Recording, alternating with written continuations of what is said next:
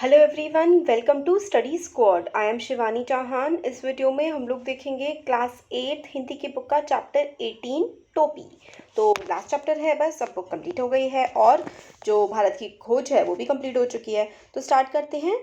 एक थी गौरैया। गौरैया एक बर्ड होती है, देखिए बर्ड दिखा रखी है ना। और एक था गवरा, नर गौरैया, मतलब एक फीमेल गौरैया थी और एक मेल गौरैया था। तो दोनों एक दूजे के परम संगी थे, मतलब एक दूसरे के बहुत अच्छे फ्रेंड थे, हमेशा साथ में रहते थे। जहाँ जाते जब भी जाते साथ जाते, साथ हंसते साथ रोते, एक साथ खाते पीते एक साथ सोते।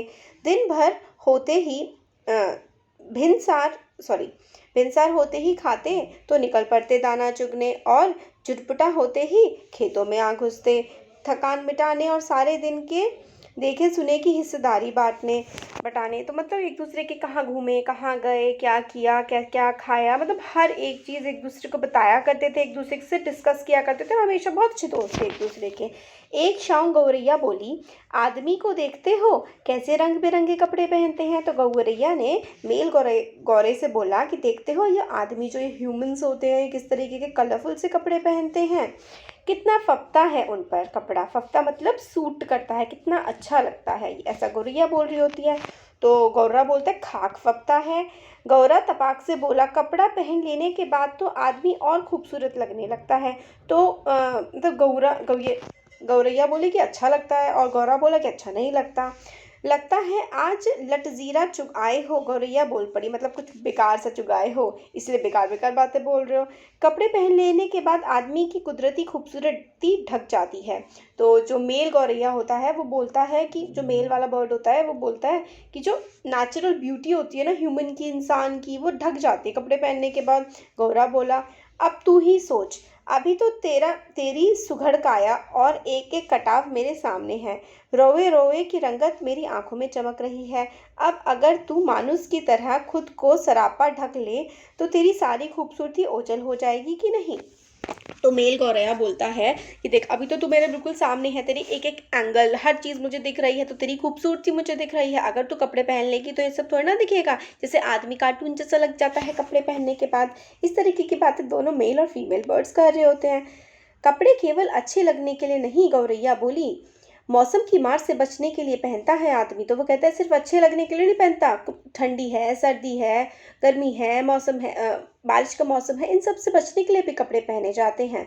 तो गौरा बोलता है, तू समझती नहीं। गौरा हंसकर बोला, कपड़े पहन पहन कर जाड़ा गर्मी बरसात सहने की सकत भी जाती रहती है। तो मतलब जो गर्मी सर्दी इन सब की ताकत भी इंसान से जाती रहती है कपड़े पहनने की वजह से, ऐसा गौरा बोलता है। और इस कपड़े में बड़ा लफड़ा भी है। कपड़े पहनने वाले की औकात पता चल जाती है, आदमी आदमी की हैसियत में भेद पता लग जाता है। तो गौरा बोलता है कि कपड़े पहनते ही हैसियत पता लग जाती, कौन महंगे कपड़े पहना है तो अमीर है भाई, खराब कपड़े पहना है तो गरीब है, तो उससे उसकी औकात भी पता लग जाती है। फिर भी आदमी कपड़ा पहनने से बाज नहीं आता। गौरैया बोली, नित नए नए लिबास सिलवाता रहता है। तो मतलब नए नए कपड़े फिर भी सिलवाता रहता है, खरीदता रहता है इंसान जो है। यह निरा पोंगापन है। गौरा बोला, आदमी तो लिबास से फकत लाज ही नहीं ढकता, हाथ पैर तो चलने फिरते काम करने के वास्ते हैं, उन्हें भी दस्ताने और मोजे से ढक लेता है। सिर पर लटे हैं, उन्हें भी टोपी से ढक लेता है। अपन तो नंगे ही भले हैं।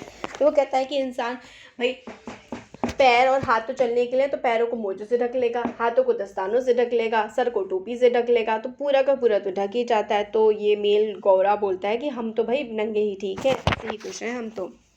उनके सिर पर टोपी कितनी अच्छी लगती है। गौरैया बोली, मेरा भी मन टोपी पहनने का करता है। तो गौरैया बोलती है, इनके सिर पर टोपी कितनी अच्छी लगती है, मेरा भी मन करता है टोपी पहनने का। तो वो कहता है गौरा कि टोपी तू पाएगी कहाँ से, मतलब तुझे टोपी कहाँ से मिलेगी। गौरा बोला, टोपी तो आदमियों का राजा पहनता है, जानती है एक टोपी के लिए कितनों का टाट उलट जाता है। तो वो कहती है कि टोपी जो है जो राजा पहनता है, मतलब जो बहुत पैसे वाले होते हैं ना, वो टोपी पहनते हैं। एक टोपी खरीदने में मतलब बहुत ही ज़्यादा पैसे लगते हैं। इस तरीके की बातें गौरा गौरैया से कहता है। बोलता है, जरा सी चूक हुई नहीं तो टोपी उछलते देर नहीं लगती, अपनी टोपी सलामत रहे, इसी फिक्र में कितनों की टोपी कितनों को टोपी पहनानी पड़ती है। तो देखो इसका ये मतलब है कि वो ये कह रहा है कि टोपी उछलते मतलब इज्जत उछलते इंसान की देर तो लगती नहीं है। अगर उसको अपनी इज्जत बचा के रखनी है तो पता नहीं कितनों को टोपी पहनानी पड़ती है, मतलब कितने लोगों को इंसान को बेवकूफ़ बनाना पड़ता है। मेरी मान तू इस चक्कर में मत पड़। गौरा था तनिक समझदार इसलिए शक्की, जबकि गौरैया थी जिद्दी और धुन की पक्की। तो गौरा थोड़ा समझदार था इसलिए कह रहा था कि टोपी वोपी के चक्कर में मत पड़, इसमें पढ़ के लोग जो हैं वो बहुत ज़्यादा बेवकूफ़ बन जाते हैं और कई दूसरों को बेवकूफ़ बना देते हैं, दुख पहुंचाते हैं, तो इनके चक्करों में मत पड़। गौरा थोड़ा शक्की था समझदार था, बट गौरैया जिद्दी थी।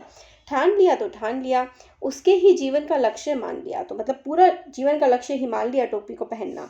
कहा गया है जहाँ चाह है वहाँ राह है, अगर आप कोई चीज़ ठान लेते हैं तो वो आपको ज़रूर मिलती है। मामूल के मुताबिक अगले दिन दोनों घूरे पर चुगने निकले, तो मतलब जो डेली का उनका रूटीन था उसके अकॉर्डिंग वो अपने चुगने निकल गए। चुगते चुगते उसे रुई का एक फाहा मिला, तो चुगते चुगते उसे रुई का एक धागा सा मिल गया।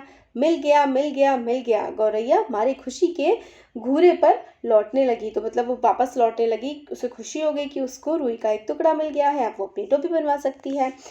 तो गौरे से कहती है, गौरा बोलता है अरे क्या मिल गया रे।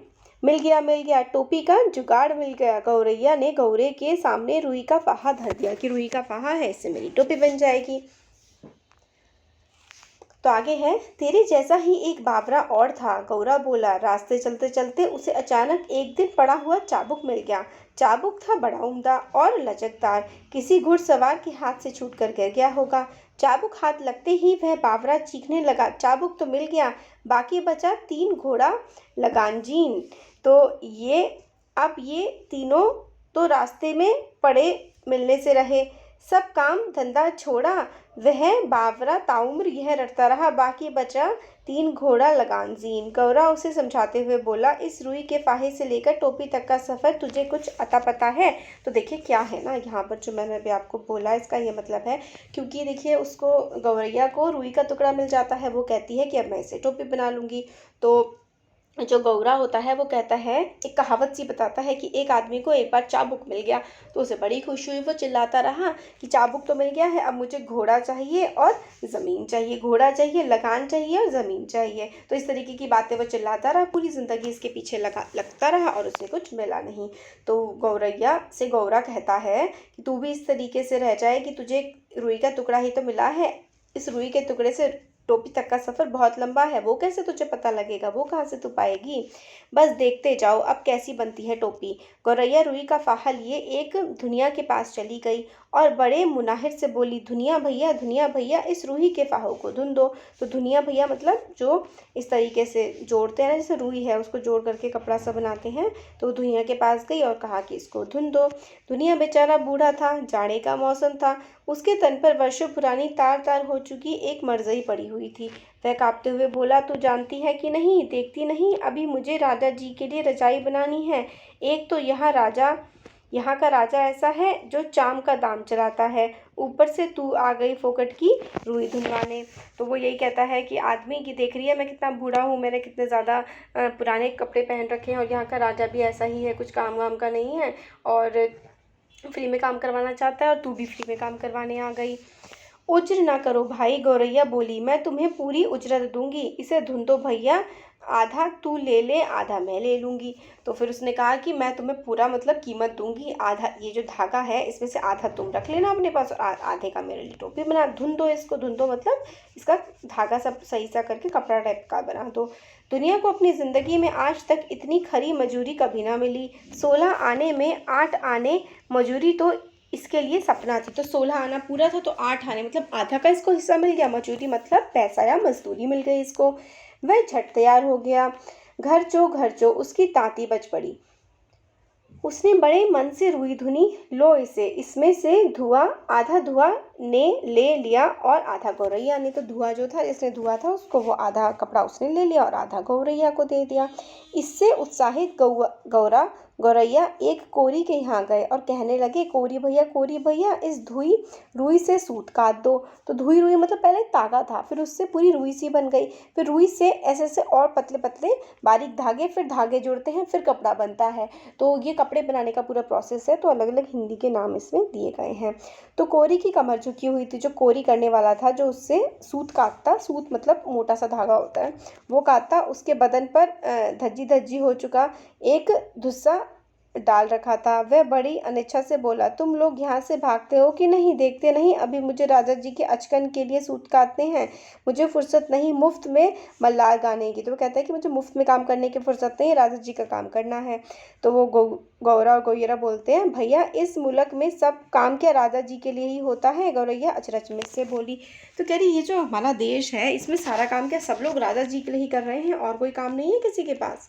तो बोलते हैं, तू किस मुल्क से आई है? कोरी ने उसे भर आंख देखा। जानती नहीं यहाँ का चलन? खर मरे बरधा, बैठा खाए तुरंग। यहाँ सब काम राजा जी के नाम पर और राजा जी के लिए होता है। राजा जी के धगुए भगुए भी तो बहुत हैं, इसी में उनका भी काम होता है। तो वो कहते हैं कि हाँ, यहाँ सारा काम राजा जी के लिए होता है। राजा जी के तो काम काज ही इतने हैं, हर काम राजा जी के नाम से या तो राजा जी के लिए ही होता है। तो इस तरीके की बातें वो बताता है। मुर्को मत भैया, हम तुम्हें माकूल मुआवजा देंगे। गौरैया बोल पड़ी, इसे काट दो, आधा तुम ले लो आधा मैं ले लूँगी। तो कहा कि जो है रुई, इसको तुम काट दो और आधा तुम ले लो आधा मैं ले लूँगी। कोरी भी तैयार हो गया। इतनी वाजिब मजूरी पर काम न करना मूर्खता होती। तो मतलब आधा मिल रहा था, तो मतलब उसके लिए तो बहुत फायदे का सौदा था, तो उसने कर दिया। तन तन तन तन करके उसकी तकली चरखी ताता थैया करने लगी। काफ़ी महीन और लच्छेदार सूत काट दिए।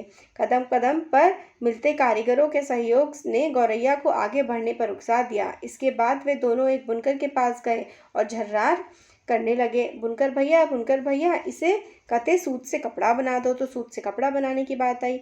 बुनकर इन्हें अगबग होकर देखने लगा। हटते हो कि नहीं यहाँ से? देखते नहीं आज मुझे राजा के लिए बागा बुनना है। तो राजा के लिए कुछ बुन रहे थे ये भी। अभी थोड़ी देर बाद ही राजा जी के कारिंदे हाजिर हो जाएंगे। साफ करे भाव तो जवाब करे चाकर।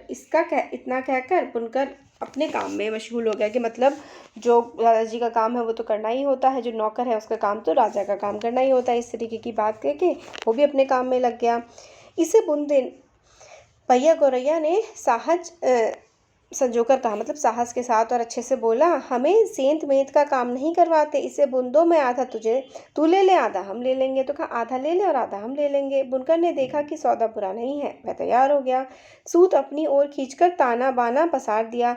इसका करघा चलने लगा, डर की लुढ़कने लगी। थोड़ी ही देर में उसने काशी कफश और दबीस कपड़ा बुन दिया। आधा उसने ले लिया और आधा इन्हें दे दिया। तो मतलब पूरा कपड़ा बन गया और आधा लेकर के उनको दे। अब गौरैया ने 3/4 मंजिल मान ली थी। कपड़ा लिए दिए वह एक दर्जी के पास पहुंची। दर्जी भैया इसकी टोपी सिल दो। तो कपड़ा उसे मिल गया था, तो वह दर्जी के पास गई कि उसकी टोपी बना दो। खिसकती हो कि नहीं यहाँ से? दर्जी रोष से बोला। देखते नहीं राजा जी की 7वीं रानी से 9 बेटियों के बाद 10वां बेटा हुआ है। अब उस 10 रन तन के लिए मुझे ढेरों झब्बे सिलने हैं। दर्जी ने माथे का पसीना पोंछते हुए ठंडी आह भरी। कुछ देना न लेना, भर माथे पसीना। तो मतलब लेना देना तो कुछ है नहीं और इतना सारा काम करना पड़ता है। ये बात कही। दर्जी को लग रहा था फ्री में काम करवाने आई है वो, क्योंकि राजा की 9वीं पत्नी से उसका 10वां बेटा हुआ है। उससे पहले सारी बेटी हुई थी, उसके लिए लंगोट सिलने थे, तो वो काम दर्जी कर रहा था। तो चिड़िया बोलती है, हम तो भैया बेकार में कुछ नहीं करवाते। गौरैया बोली, इस बुने कपड़े की टोपी सिल दे, बल्कि 2 टोपियाँ सिल दे, एक तू ले ले और एक हम ले लेंगे। मुँह मांगी मजूरी पर कौन मजूरी करने को न तैयार हो। कच कच उसकी कैंची चली और चूहे की तरह सरसर करती सुई कपड़े के भीतर बाहर होने लगी। बड़े मनोयोग से उसने 2 टोपियाँ सिल दी। खुश होकर दर्जी ने अपनी ओर से एक टोपी पर 5 फुदके भी जड़ दिए। मतलब कुछ होते ना, मोती से फुदके जड़ दिए। फुदके वाली टोपी पहनकर तो गौरैया जैसे अपने आपे में ना रही। 1.5 टांगों पर ही लगी नाचने। फुदक फुदक कर लगी गौरैया को देखने। देख मेरी टोपी सबसे निराली 5 फुदके वाली। तो अब दर्जी ने भी, क्योंकि उसको एक टोपी मिल गई थी, उसने कहा कपड़ा है 2 टोपी बना ले, एक अपने लिए रख ले और एक मेरे को दे दे। तो दर्जी ने भी आराम से सिल दिया और अपनी तरफ से फुदके भी, थोड़ा सा डिज़ाइन होता है ना, ये देखिए ये फुदके होते हैं ऐसे करके, ये फुदके भी उसने लगा दिए टोपी ने अपने। और चिड़िया इतनी खुश हो गई टोपी पहन करके, और मतलब बहुत ज़्यादा खुश हो गई वो तो वाकई तू तो रानी लग रही है। गौरे को भी आखिरकार कहना पड़ा। राजा रानी नहीं राजा कहो मेरे राजा। गौरैया ऊंचा उड़ने लगी। अब कौन राजा मेरा मुकाबला करेगा। तो बहुत ज़्यादा खुश हो गई थी, वो कहने लगी कि मुझे रानी नहीं, मुझे तो राजा कहो, और कौन राजा मेरा मुकाबला करेगा। टोपी पहनते ही उसके मन में एक नए हुलस ने जोर मारा कि क्यों ना इस मुल्क के राजा का भी एक बार जायजा लिया जाए, जिसके लिए इतने सारे काम होते हैं। तो उसने कहा कि राजा के लिए इतने सारे काम, जहाँ मैं गई राजा का काम, तो चलो राजा को भी देखा जाए। उड़ते उड़ते हुए राजा के महल के कंजूरे पर जा बैठी। तो कंजूरा ये देखिए राजा के महल के खिड़की के पास वो जा बैठी। तो ये वाला जो आगे का है ना, काफ़ी बड़ा चैप्टर है, वरना आधे घंटे का वीडियो हो जाएगा, देखिए काफ़ी है ना। तो अब नेक्स्ट वीडियो में हम लोग चैप्टर को कंप्लीट कर लेंगे। तो कैसा लगा वीडियो ज़रूर बताइएगा। अच्छा लगा लाइक करिए, चैनल को सब्सक्राइब करिए, अपने फ्रेंड्स के साथ शेयर करिए। Thank you.